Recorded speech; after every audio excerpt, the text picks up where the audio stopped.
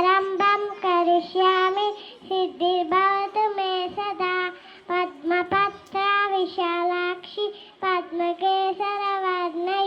नित्यं पद्मालया देवी सामं पापु सरस्वती विशेषजा